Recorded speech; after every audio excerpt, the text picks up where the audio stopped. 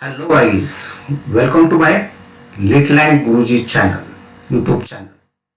I am Mr. Balasaheb Rohokale and today we are going to study about the etiquettes and steps of a formal meeting. Now, I have divided this my video into two sections. The first section is related to the meaning, requirement and the etiquettes of the meeting. While the second session of my video is related to the 5 different steps of a formal meeting. In 5 different formal steps of formal meeting, they are as under: number 1 is preparation, second one is participation, the third one is the discipline, the fourth one is the qualities of a good speaker, and the final is about the time management. So let us have to study first what is a formal meeting. So meeting is an assembly of people for a particular purpose, especially for the formal discussion. So here the 3 words are very important. First of all, it is an assembly of people. Then the second part of this definition is for a particular purpose. So the purpose is fixed one, and especially the meeting is for the formal discussion. I am going to repeat the definition again. It is an assembly of people for a particular purpose, especially for formal discussion. Now this is about the meeting.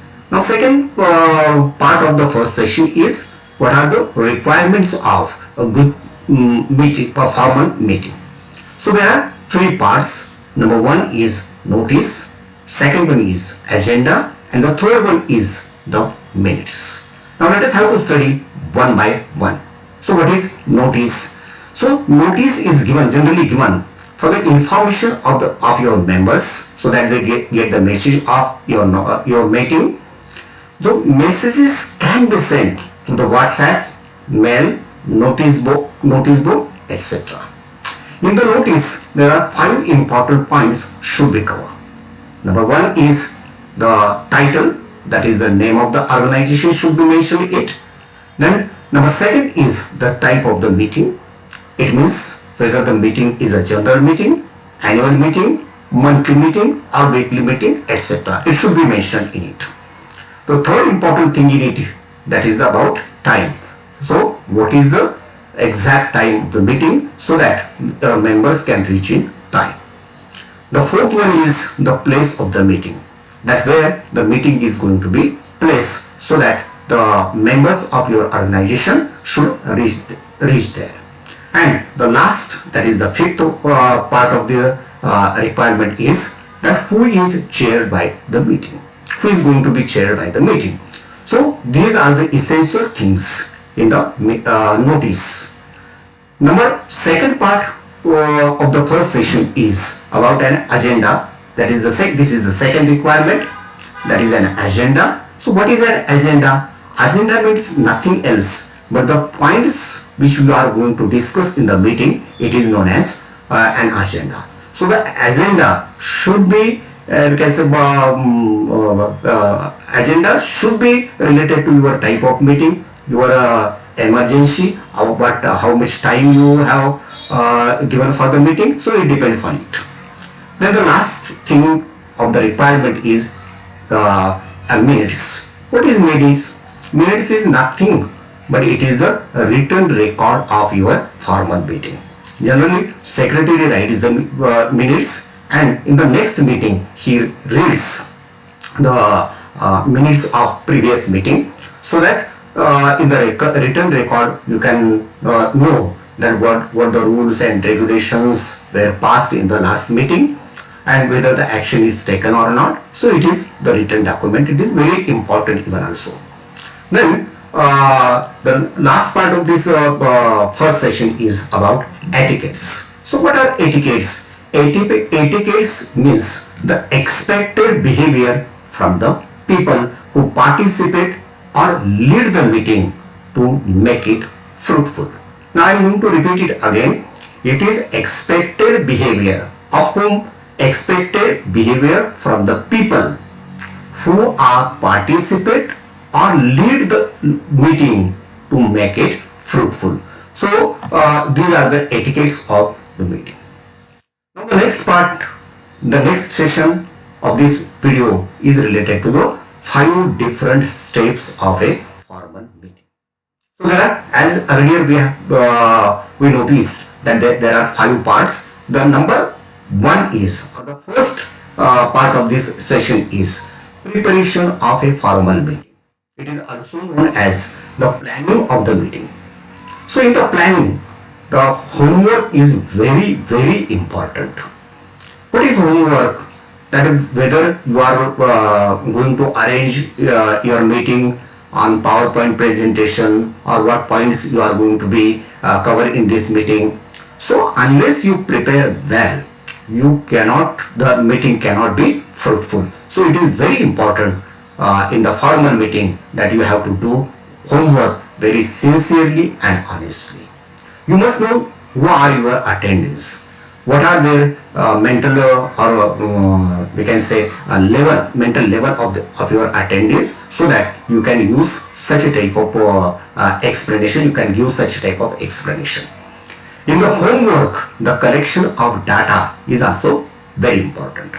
So in the meeting, somebody can ask you question, somebody can ask about the previous meeting or current meeting or the future, it means past, present or future. So if you have data in your hands, you can give or you can clarify very well, and it impress your listeners. The third important thing in the preparation is role of meeting. So you must know your role of meeting, whether you are chairperson of the meeting, whether you are a member of the meeting, or what role is given to you in the meeting. So you have to understand it. Then if you prepare this well, if you do a good homework, then you can answer the doubts and clarification of your listener. So do a good homework when you prepare the meeting. The second part is participation. So what is this participation? In the participation, share the relevant points in the meeting, or ask the relevant points. We can say it to the point. So no diversion should take place, because it will take a lot of time and it spoils the we can say result of your meeting. Then the second important thing in the participation is be brief. So brief manners are very important, or we say it consists, or it means that verbiage. There should not be verbiage. And what is verbiage? Verbiage means using irrelevant or unimportant words to explain the same idea, using too many words. So you have to avoid it, so that your meeting can be finished within time.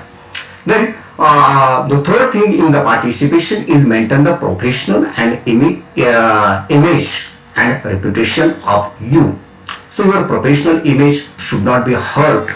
Your reputation should not be hurt. You should take care of it when you are participating in the meeting. Then your body language should be the positive one. So you always say, yes, I can do it.